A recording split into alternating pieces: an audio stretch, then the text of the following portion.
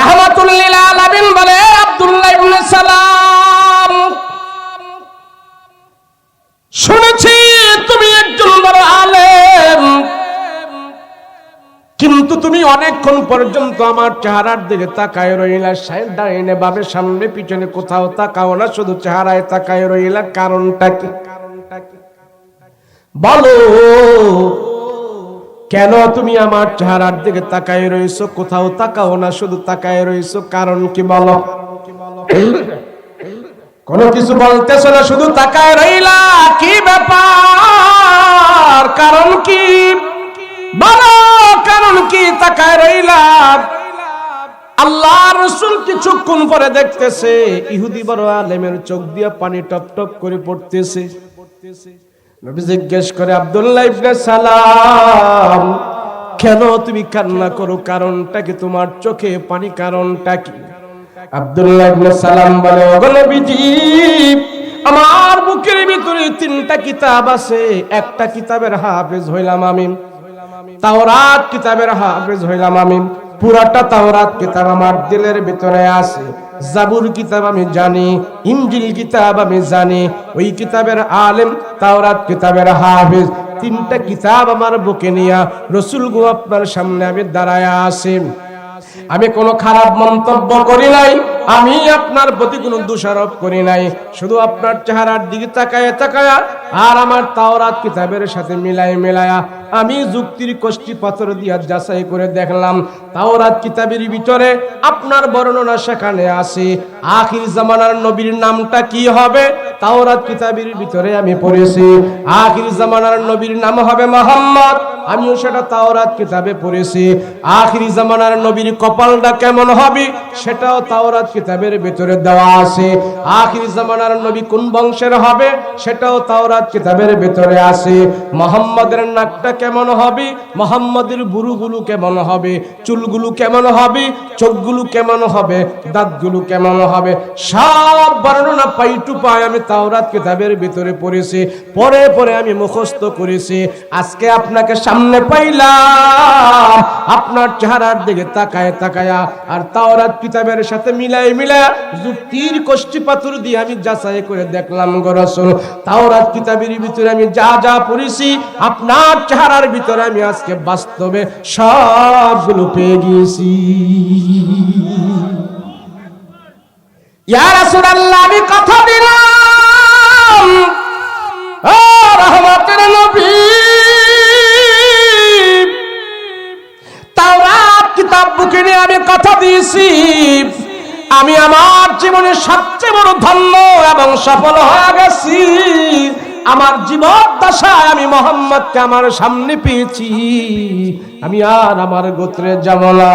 আমি কথা দিলাম, আমার দলবল ভক্তবৃন্দ যারা আছে সবাইকে নিয়ে আপনার হাতে হাতে রেখে আমি আব্দুল্লাহ ইবনে সালাম মুসলমান হয়ে যেতে চাই। আল্লাহর নবী রাহমাতুল লিল আলামিন বলেন, আয় আল্লাহ, আমার বংশের লোকেরা তারা যেভাবে আমার ঘরের চতুর্দিকে অস্ত্র শস্ত্র নিয়ে দাঁড়িয়ে আছে, আল্লাহ মনে হয় তারা আমাকে জানে মেরে ফেলবে, আমাকে দুনিয়াতে থাকতে দিবে না, আমি কি করব? আল্লাহ বলেন, হাবিব আমার, আর আপনি ঘরের ভিতরে থাকার কোনো সুযোগ নাই, ঘর থেকে আপনি বের হন, বের হয়ে আপনার মাতৃভূমি ত্যাগ করে আপনি মদিনার দিকে পাড়ি জমান। আগেরই ঘোষণা আপনি মদিনার দিকে পাড়ি জমাইতে হবে, কিন্তু আজকে রাত্রি হঠাৎ যখন নাকি ঘোষণা আসলো, আমার নবীজির মনটা বিচলিত হয়ে গেল। রাসূল বলেন, আল্লাহ, আমি এক্ষুনি খানায় কাবা ছেড়ে কেমনে মদিনায় চলে যাব? মদিনায় তো খানায় কাবা নাই, এই কাবা আমার জন্য রহমত বরকত, এই খানায় কাবা तमाम পৃথিবীর জন্য বরকত। আমি খানায় কাবার সামনে বসে বসে কোরআন তেলাওয়াত করি আর খানায় কাবার বরকত আমার মাঝে আসে। আমার ঘরে 2 দিন 3 দিন পর্যন্ত কোনো খাবার থাকে না, আমার ঘরের চুলার মধ্যে কোনো আগুন জ্বলে না, আমি কোনো মানুষের কাছে সওয়াল করি না, আমি বুকা বাঁকা থাকি, কিন্তু আমার পেটের ক্ষুধা নিবারণ করার জন্য কোনো মানুষের কাছে চাই না, ঠিক। কিন্তু কোরআনুল কারীম নি খানায় কাবার সামনে বসে বসে যখন নাকি আমি তেলাওয়াত করতে থাকি, কোরআনের বরকতে আর খানা কাবার বরকতে আমার পেটের 2 দিন 3 দিনের ক্ষুধা পর্যন্ত দূর হয়ে যায়। আল্লাহ মদিনায় চলে যাব, খানা কাবা আমি কোথায় পাবো? আল্লাহ, 1 রাকাত নামাজ পড়লে আপনি আমাকে লক্ষ রাকাতের সওয়াব দেন। মদিনায় গিয়ে তো আমি লক্ষ রাকাতের সওয়াব কামাই করার কোনো সুযোগ পাবো না। আল্লাহ, আমি কি এখন এই মদিনায় চলে যেতে হবে নাকি? আল্লাহ, এই মাটিতে আমার মা বাবা ঘুমন্ত আছে, আমার বংশধরেরা এই মাটিতে ঘুমন্ত আছে। মদিনাতে, মক্কা থেকে মদিনায় 450 কিলোমিটার দূরে আমি চলে যাব, 450 মাইল দূরে চলে যাবেন নবীজি। মনটা আনচান করতেছে, বিচলিত হয়ে গেছে। খানায় কাবা ছেড়ে আমি কেমনে সেখানে থাকবো? খানায় কাবার বরকত আমি সেখানে কেমনে পাবো? আল্লাহ, আপনি আমার জন্য অন্য কোনো ব্যবস্থা করেন না। আল্লাহ ডাক দিয়ে বলে, রহমতের নবী, আপনার জন্য আমার হুকুম হলো সবচেয়ে বড়। খানায় কাবা আপনার জন্য বড় না, মাতৃভূমিও আপনার জন্য বড় না। আমার আল্লাহর হুকুম হলো আপনার জন্য বড়। রসুলের জন্য যদি আল্লাহর হুকুম বড় হয়ে থাকে, আমার আপনার জন্য আল্লাহর হুকুম বড় না ছোট? জোরে বলেন, বড় না ছোট? রসুলের জন্য যদি আল্লাহর হুকুম সবচেয়ে বড় হয়, আমার আপনার জন্য আল্লাহর হুকুম সবচেয়ে বড়। কথা বলেন ঠিক ঠিক? আল্লাহ পাক রব্বুল আলামিন যখন অর্ডার করলেন রাহমাতুল লিল আলামিন, নবী একটা লিস্ট আলী রাদিয়াল্লাহু আনহুর কাছে দিয়ে বলে, ও ভাই আলী, আল্লাহর হুকুম মেনে আমি এখন খানায় কাবা আমার মাতৃভূমি থেকে আমি মদিনার দিকে চলে যেতে হচ্ছে। এই কাফের মুশরিকেরা তারা আমাকে আমানতের ব্যাংক বানিয়েছিল, বিশ্বস্ততার ব্যাংক বানিয়েছিল। তাদের স্বর্ণ চাঁদি রূপা আমার কাছে জমা রাখছিল। এখন যদি এগুলি নিয়ে আমি যদি মদিনায় চলে যাই, তাদের বিশ্বাস ভঙ্গ হয়ে যাবে, তারা আমার প্রতি খারাপ মন্তব্য করবে। ও ভাই আলী, না, এই লিস্টটা তোমার কাছে আমি ধরায় গেলাম। এখানে কে কত দিনার দিরহাম আমার কাছে জমা রাখছে সবগুলো এখানে দেওয়া আছে।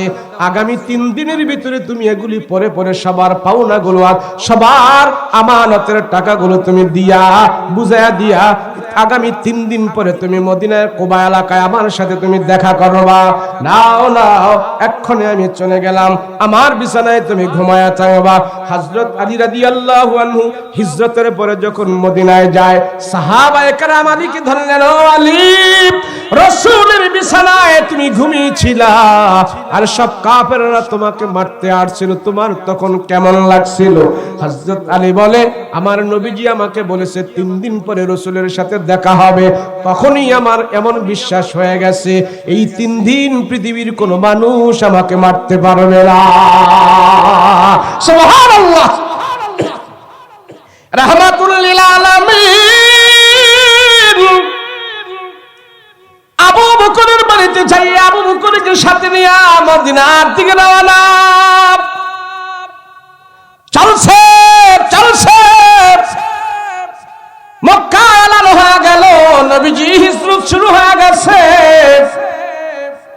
সব ইমানদারেরা রাসূলুল্লাহর সাথে মদিনায় পাড়ি জমাইতেছেন। নবীজি হাঁটতে হাঁটতে হাঁটতে হাঁটতে যখন নাকি মদিনার সীমানায় পা রাখলেন, মদিনার সীমানায় পা রেখে রাসূল দেখতে পাইল মদিনার কতগুলো যুবক পয়গম্বরের জন্য সেখানে অপেক্ষায় দাঁড়ায় আছে।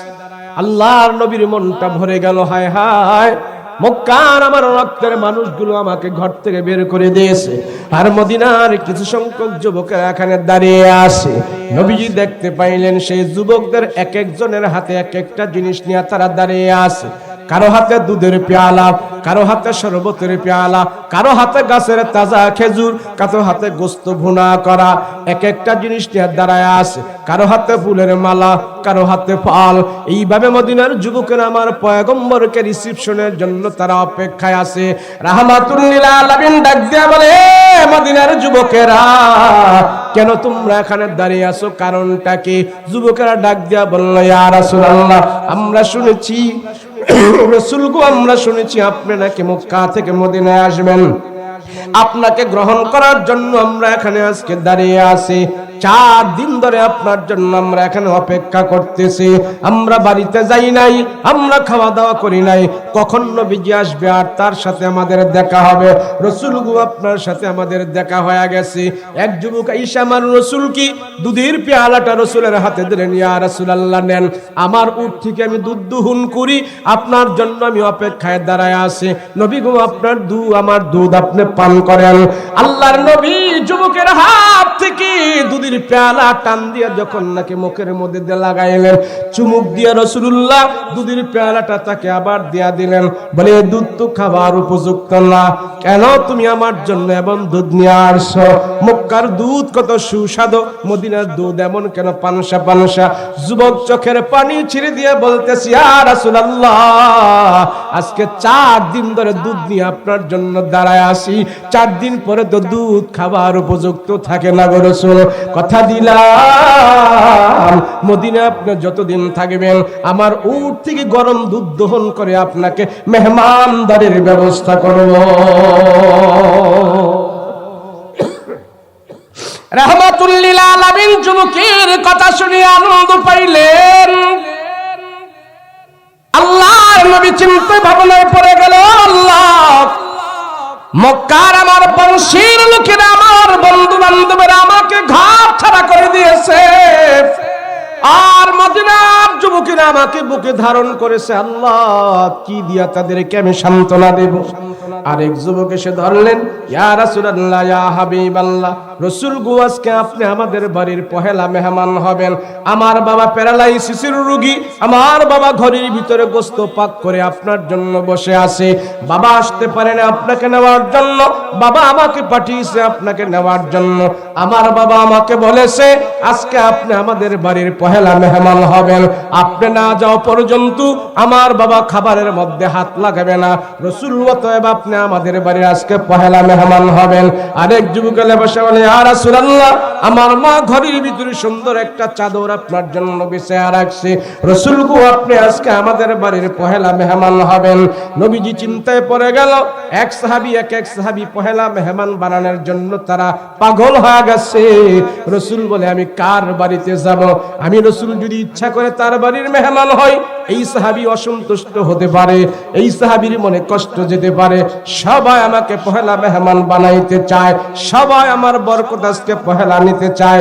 রাসূল মদিনাবাসীদের যুবকদের কি ঘোষণা করলো, আমি একা একা আজকে কারো বাড়ির মেহমান ইচ্ছা করে হব না। আমি আজকে সুন্দর একটা বুদ্ধি তোমাদেরকে বলে দিতে চাই। আমি যে উট দিয়া মক্কা থেকে মদিনায় আসছি, উটির উপরে আমি বসা থাকবো। উটটা চলতে চলতে যায় মদিনায় যার বাড়িতে যায় বসবে, যার দরজার সামনে যায় উটটা বসে যাবে, আমি রাসূল তার বাড়ির মেহমান হয়ে যাব। আল্লাহু আকবার। আমার রাসূলের কত সুন্দর সিদ্ধান্ত, আমার রাসূলুল্লাহর কত সুন্দর বুদ্ধি, সবাইকে একসাথে রাখার সর্বদা রাসূলুল্লাহ চেষ্টা করেছেন। কথা বলেন ঠিক কিনা? শেষ করে দিব, অসুবিধা নেই, আগে শেষ করলে আমার লেগে ভালো। আপনাকে যত অসুবিধা আমাকে তত সুবিধা। কথা বলেন ঠিক কিনা? আমার সুবিধা কেন, আমি যাই যদি 1 ঘন্টা আগে ঘুমাইতে পারে, এটা আমার শরীরের জন্য ভিটামিন চেয়ে আরো বেশি উপকার। না না না, এখানে মুরব্বী আছে, মাজুর আছে, হ্যাঁ, ওনারাও যদি এত লেট করে তাহলে তো সবার কষ্ট হয়ে যায়। সবার দিক তাকাই আমি সম্পূর্ণ সুন্দর একটা সময় ছেড়ে দিব, বাড়াবো না কমাবো না। আমি যথাসাধ্য বেশি রাত করব না, অল্প কিছুক্ষণের ভিতরে আমি ছাড়বো। আমার কথাও শেষ, আমার লম্বা কথা আমি ঘরে বসে বসে আমি কথাটা গুছাই আনছি কিভাবে কথাটা বলা যায়।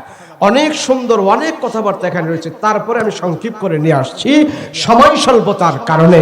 আল্লাহ আমাদের বুঝার তৌফিক দান করেন, বলেন আমিন। আমি কোরআনে কারীম থেকে যে আয়াতটা তেলাওয়াত করছি, ওই আয়াতটা পর্যন্ত আমাকে যাওয়ার সময় দিতে হবে। কথা বলেন ঠিক কিনা?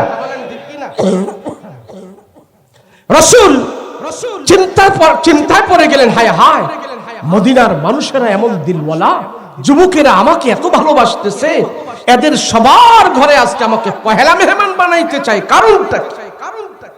সবাই আমার বরকত প্রথম নিতে চায়।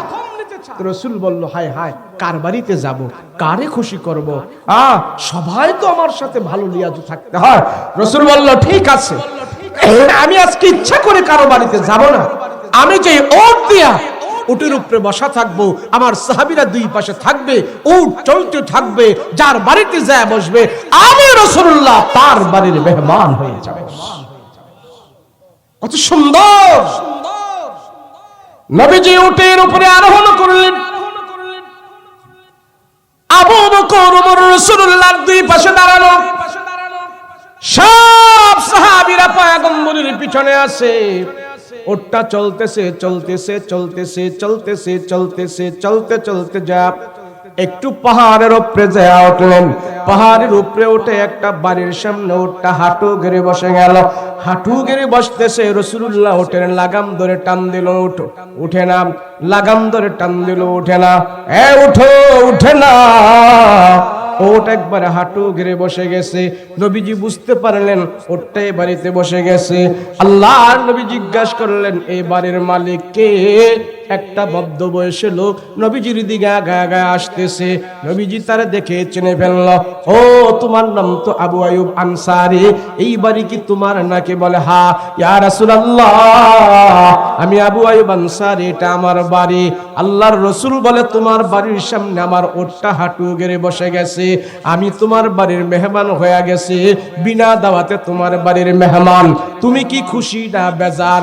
আবু আইয়ুব আনসারী বলে, ইয়া রাসূলুল্লাহ, এই মুহূর্তে আমি এমন খুশি, तमाम পৃথিবীর মানুষ যদি আমাকে দুনিয়াটা বিক্রি করে দিয়ে আমাকে মালিক বানায় দেয়, আমি এই পরিমাণ খুশি হব না যেই পরিমাণ আমার রাসূলুল্লাহ আমার বাড়ির মেহমান হওয়ার কথাটা শুনে আমি আবু আইয়ুব আনসারী খুশি হয়ে গেছি। ওগো রাহমাতুল লিল আলামিন, ইয়া রাসূলুল্লাহ, পয়গম্বর, আপনি আমার বাড়ির মেহমান। রাসূল গো, আমি কি দিয়ে আপনাকে মেহমানদারি করব?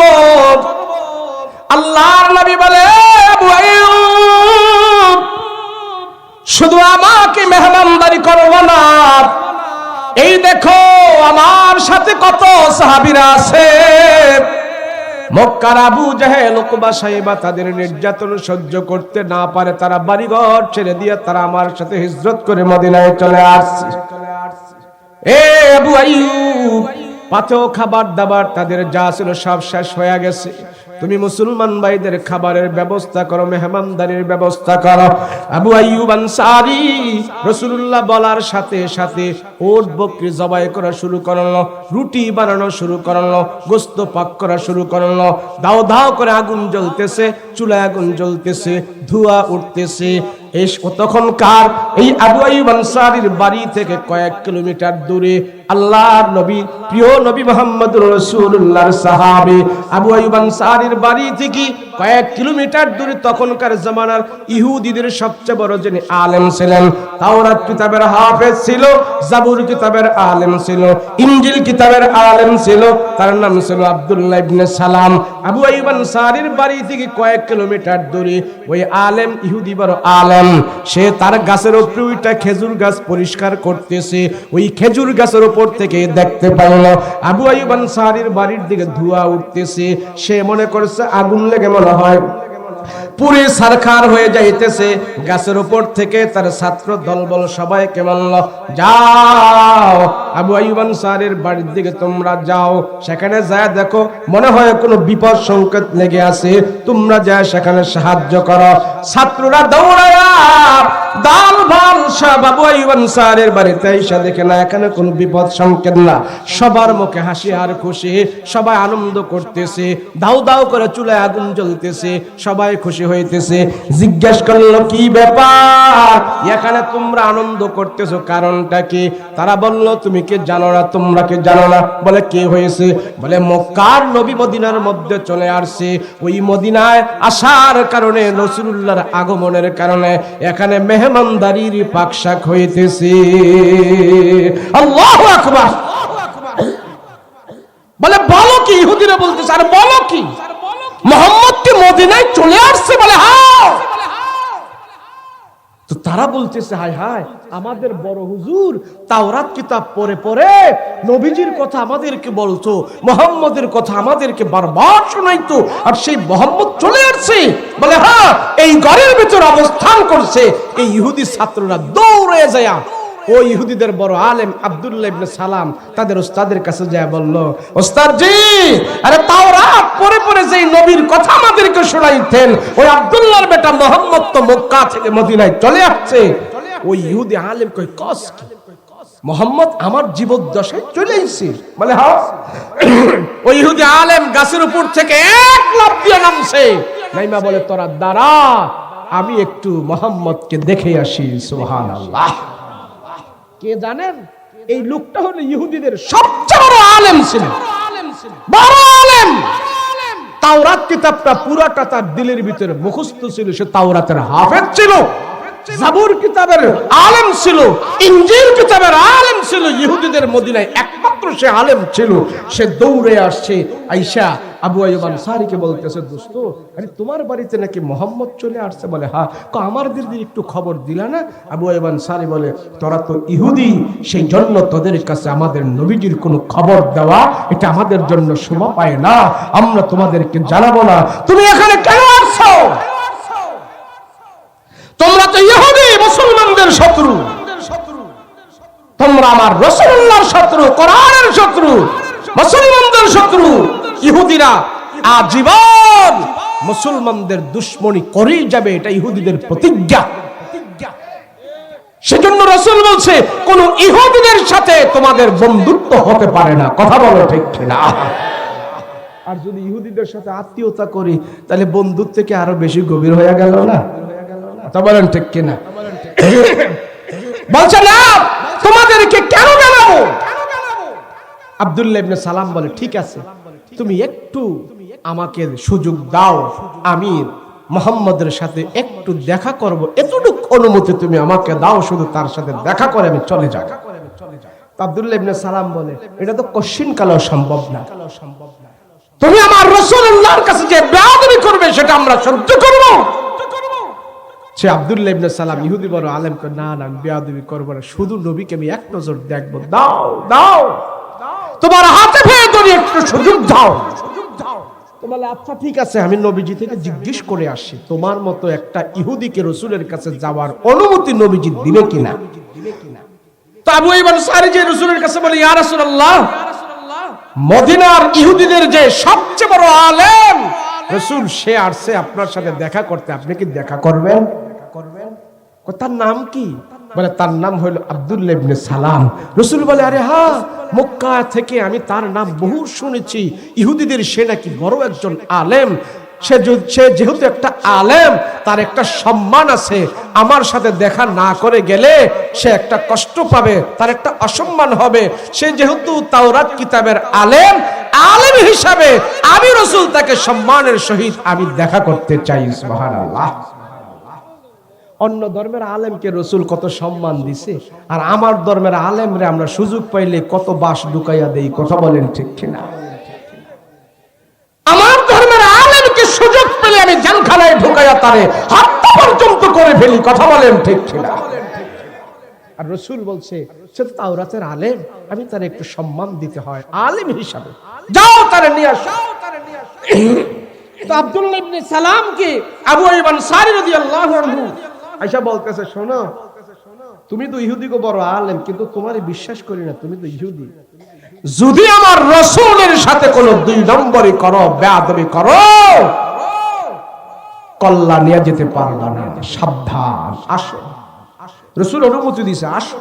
তো তারে ধরে ধরে নিয়ে গেছে, নিয়ে যায় বলতেছে, উনি হলেন আবু বকর, উনি হলেন ওমর, উনি হলেন ওসমান, উনি হলেন আলী, আর এই বরাবর যাকে দেখতেছো উনি হলেন মুহাম্মদুর রাসূলুল্লাহ সাল্লাল্লাহু আলাইহি ওয়াসাল্লাম।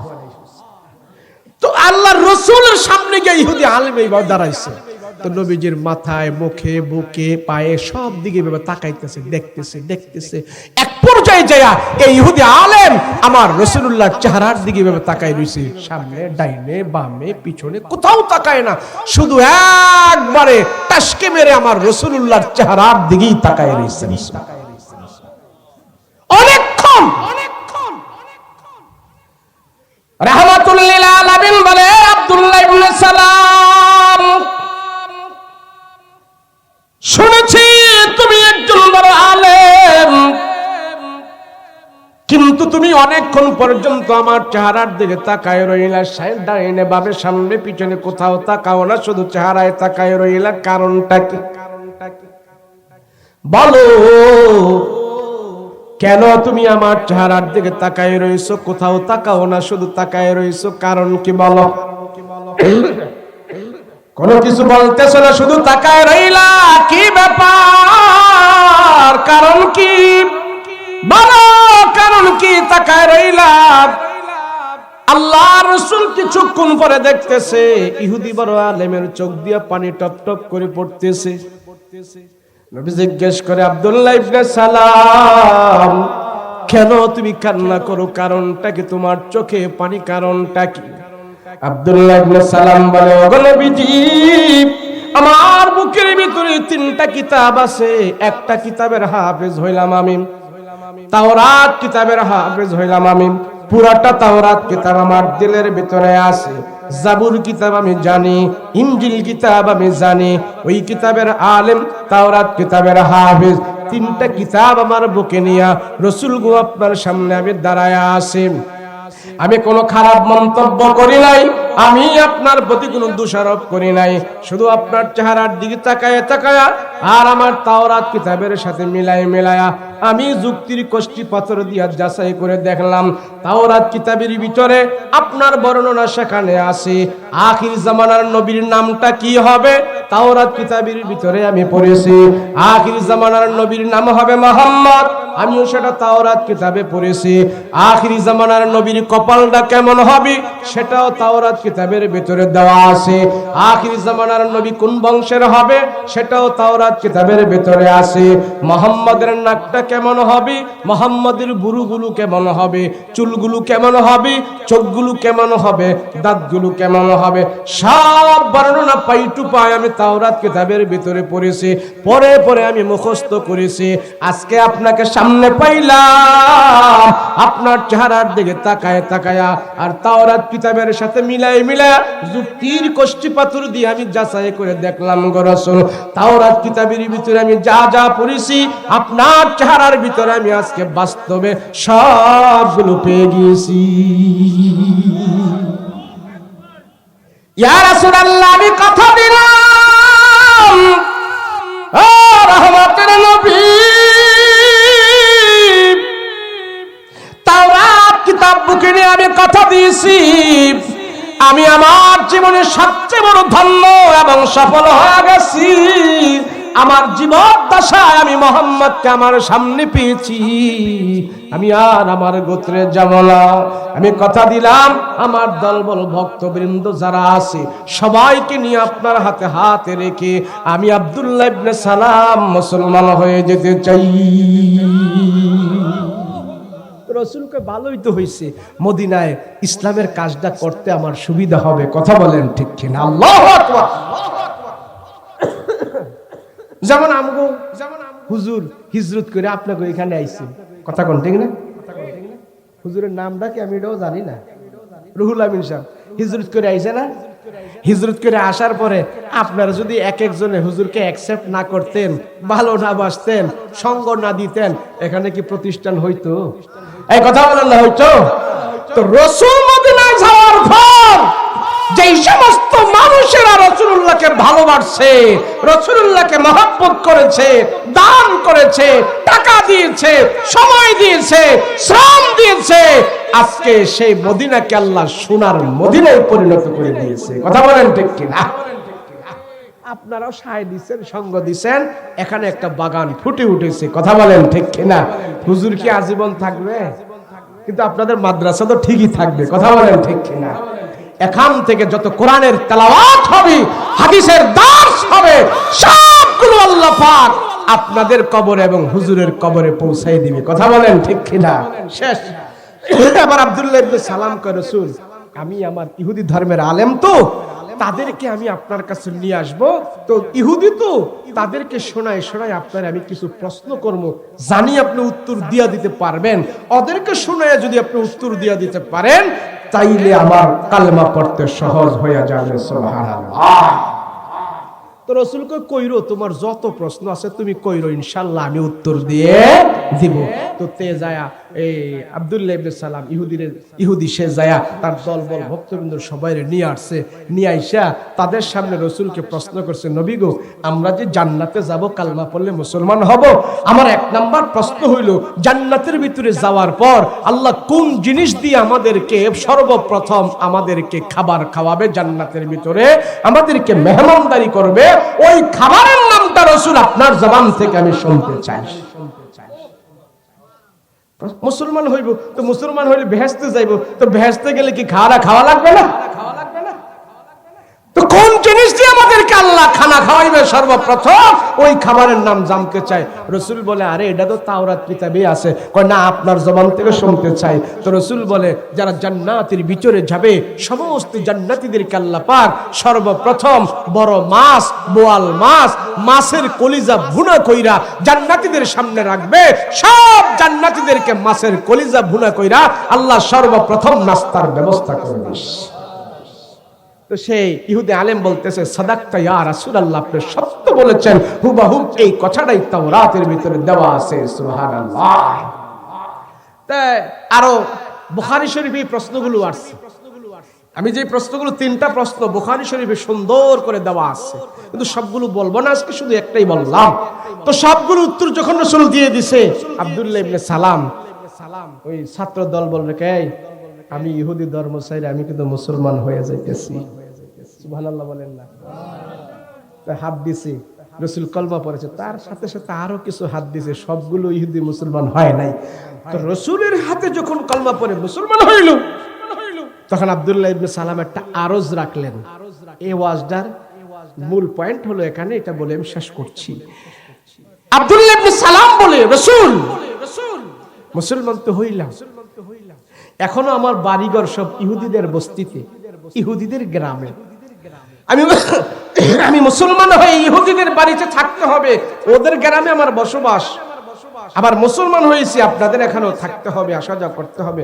তবে আপনি যদি আমাকে কিছু রুখসত দেন, রুখসত মানে বুঝেননি, একটু কারসিট করার সুযোগ দেন, তাইলে আমি ইহুদিদের সাথেও তাল মিলিয়ে চলতে পারবো, আবার মুসলমান তো হয়ে গেছি, মুসলমানদের সাথেও আমি মিলিয়ে চলতে পারবো, দুই দলের মিলাইয়া সমন্বয় করে চলতে আমার সুবিধা হবে, আপনি যদি আমার একটু ছাড় দেন। রাসূল বলে, কি সেটা কি হতে পারে? আমি ইহুদি থাকতে ওটের দুধ খাইতাম, ওটের গোশত খাইতাম না, আর এখনো আমি আপনার থেকে মুসলমান হওয়ার পরে অনুমতি চাই, ওটের গোশত খাবো না, ওটের দুধ খাবো, তাহলে ইহুদিরা বুঝবে আমি এখনো তাদের সাথে আছি, আমার চলতে একটু সুবিধা হবে। কথা বলেন ঠিক কিনা? এই দুই কলমার মুসলমান সমাজের মধ্যে বেশি, কথা কোন ঠিক কিনা? কথা কয় না দিস, দুই কলমা হিন্দুদের পূজায়ও যায়, আবার শুক্রবারের মসজিদে পহেলা কাতারে থাইকা জুমার নামাজের মুসল্লি হইয়া মসজিদের সভাপতি হতে চায়। আছে না নাই? মসজিদেও যায়, মন্দিরেও যায়, সুদও খায়, ঘুষও খায়, হজও করে, আবার ইমানদারও সাজতে চায়। আছে না নাই? মাদ্রাসারও সভাপতি, বাউল গানেরও সভাপতি, ওয়াজেরও সভাপতি, মানে সব তালে আছে উনি একটা গুলালু। কথা কোন ঠিক কিনা? গুলালু বুঝতে ফেলছে, এটা কুমিল্লার ভাষা, জানি না দিকে কি কয়। এই গুলালু মার্কা হলে চলবে না। আব্দুল্লাহ ইবনে সালাম বলে, রাসূল আপনি আমার একটু অনুমতি দিলে আমি ইহুদিদেরও সমন্বয় করব, তাদেরও খুশি রাখবো, মুসলমান তো হয়েই গেছি। তো রাসূল বলল, শোনো আব্দুল্লাহ ইবনে সালাম, তুমি যে ইসলাম ধর্মে প্রবেশ করেছো, এই ইসলাম ধর্মটা আমার রাসূলের না, এই ধর্ম হইল আল্লাহর। কথা বলেন ঠিক কিনা? আমাদের ধর্ম কার? নির্দেশনা কার? হুকুম কার? আইন চলবে কার? রাসূল কয়, তুমি যে ভাব নিয়ে ইসলাম গ্রহণ করছো, এই ইসলাম এমন না। তোমাকে যদি আল্লাহ সুযোগ দেয় কারসেট করে চলার, আমার রাসূলের কোনো অসুবিধা নাই, তবে তোমার এই কথাটা আমি আল্লাহর উপর হাওলা করে দিচ্ছি। দেখি আল্লাহর কাছ থেকে তোমার জন্য কি বার্তা আসে। তো এইভাবে সবাইকে নিয়ে বসে আছে। তো কিছুক্ষণ পরে জিবরাইল আমিন গটগট গটগট করে ঘন্টার আওয়াজ বাজায়া একটা কোরআনের আয়াত রাসূলের সামনে হাজির করছে। সেই আয়াতটাই আমি খুতবার মধ্যে তেলাওয়াত করেছিলাম। কথা বলেন ঠিক কিনা? ইয়া আইয়ুহাল্লাযীনা আমানু দুখুলু ফিস সিলমি কাফা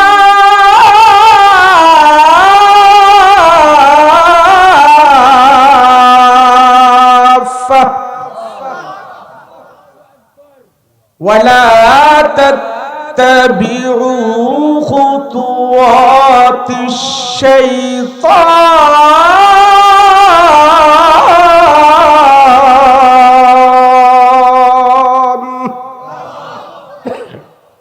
ইন্নাহু লাকুম আদুব্বুম মুবিন।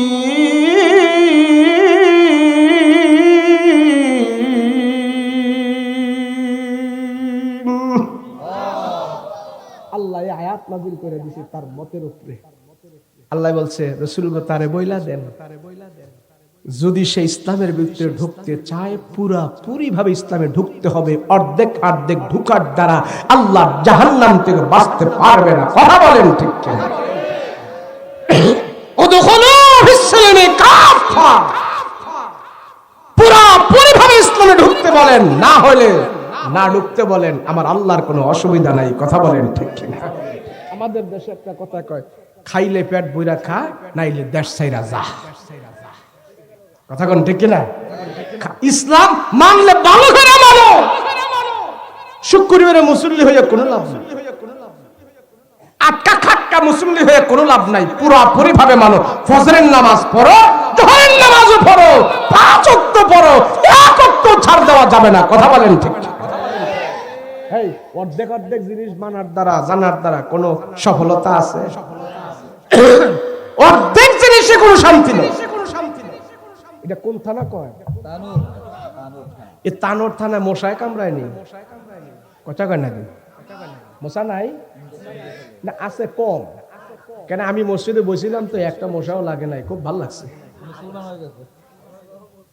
তানোর থানায় মশায় কামড়াইলে আপনারা কি করেন? কেউ মশারি টানায়, কেউ কয়াল ধরায়, তাই না? কথা কন, তাই না?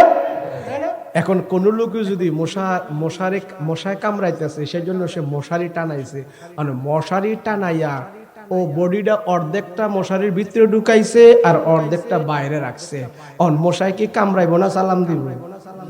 কথা কন না, কি করবো?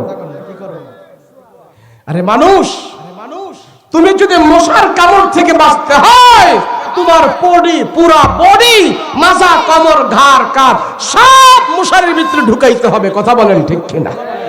সামান্য একটা মশার কামড় থেকে বাঁচতে হলে যদি আমার পুরাটা বডি, পুরাটা দেহ মশারির ভিতরে ঢুকাইতে হয়, আল্লাহ জাহান্নাম থেকে বাঁচতে হইলেও আমার 63 বছরের জিন্দেগি, 70 বছরের জিন্দেগি, বাল্যকাল, শিশুকাল, বৃদ্ধকাল, মধ্যকাল, রাজনৈতিক জীবন, পারিবারিক জীবন, সাংসারিক জীবন, ব্যবসায়ী জীবন, সব জীবনে ইসলাম ফিট করতে হবে। কথা বলো ঠিক কিনা? কেউ যদি বলে হুজুর আপনারা মাদ্রাসা নিয়ে থাকেন, আপনারা মসজিদ নিয়ে থাকেন, আমরা নেতাগিরি করবো, আমরা দেশ চালামো, এখানে এসে বাধা দিয়েন না, আপনার জায়গায় আপনারা থাকেন, এটা হইল 1 নম্বরের শয়তান। সব জায়গায় ইসলাম ফিট করতে হবে, সব জায়গায় আল্লাহর আইন ফিট করতে হবে, এটাই হলো মুমিনের দাবি। কথা বলো ঠিক কিনা? আর আব্দুল্লাহ ইবনে সালাম যখন এই আয়াত নাজিল হয়েছে একবারে চুপ হয়ে গেছে। কোরআনের আয়াতের উপরে আর কথা বলা যাবে না। কথা বলেন ঠিক কিনা? আমরাও কি ইসলাম পুরাপুরি মানবো ইনশাআল্লাহ? মানবো তো ইনশাআল্লাহ? আমাদের মা বোনদেরকে আমরা পর্দা করব, রাজি আছিনি? রাজি আছিনি? ঘরে বাহিরে মা বোনদেরকে আমরা ইসলাম শিখাবো, রাজি আছে? আজকে সময় স্বল্পতার কারণে মা বোনদের ওয়াজ করতে পারলাম না, আর দরকার নাই। আপনাদের মা বোনের এখানে অনেক মা বোন নাকি আসছে, হ্যাঁ? তবে এখানে আইসা আমার একটু ভালো লাগছে কি জানেন, এত মহিলা যে এখানে আছে আমরা বুঝতেই পারি নাই। তাই আমি বুঝলাম নম্র ভদ্র, এদের এত ওয়াজের দরকার নাই। কথা বলেন ঠিক কিনা? আর অন্য অন্য এলাকায় গেলে ও মা মহিলাদের কেসের ব্যাগের জ্বালায় বক্তায় ওয়াজি করতে পারে না।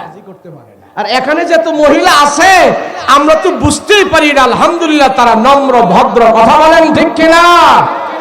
তারা পর্দা করে চলবে, তারা স্বামীর কথা মেনে চলবে, তারা 5 ওয়াক্ত নামাজ পড়বে, আমানতের খেয়ানত করবে না, শাশুর শাশুড়ি বউ শাশুড়ি মিল মহব্বতে চলবে। আল্লাহ সবাইর কবুল করেন, এই মাদ্রাসা কবুল করেন, এই মার্কাজ কবুল করেন। এখানে যারা দান করছে, টাকা দিয়ে, শ্রম দিয়ে, বুদ্ধি দিয়ে, সময় দিয়ে, পরামর্শ দিয়ে যারা এই মাদ্রাসার জন্য জায়গা জমি দিয়েছে, এদের ভিতর থেকে যারা অন্ধকার খবরে চলে গেছে, আজকের এই মাহফিলের হাদিয়া তাদের কবর নাজাতের বাণী হিসাবে যেন আল্লাহ পৌঁছায় দেয়, বলেন আল্লাহুম্মা আমিন। আমরা এখন দোয়া করব, হাত উঠে আল্লাহর দরবারে দোয়া করব। এই গভীর রজনীতে দোয়া করলে আল্লাহ দোয়া কবুল করবে কিনা বলেন? দেখবেন এখন কিছু ফেরেশতা আছে উঠে যাবে, এতক্ষণ মানুষ ছিল এখন তারা ফেরেশতা হয়ে চলে যাইতেছে। কেন? মানুষ হইলে তার গুনাহ আছে, আর গুনাহগারের আল্লাহর দরবারে দোয়া করার সুযোগ আছে, কথা বলেন ঠিক কিনা? আর ফিরিস্তা যারা আছে হ্যাঁ গুনাহ টোনা নাই, হেরা গেলে গাও চলে। আপনারা ফিরিস্তা না মানুষ, তাহলে দোয়া করার দরকার আছে না নাই? দোয়া করেন। আমি মুসাফির, কি মুসাফির? আমি কি শুধু মুসাফির না, ডাবল মুসাফির, 3 ডবল মুসাফির।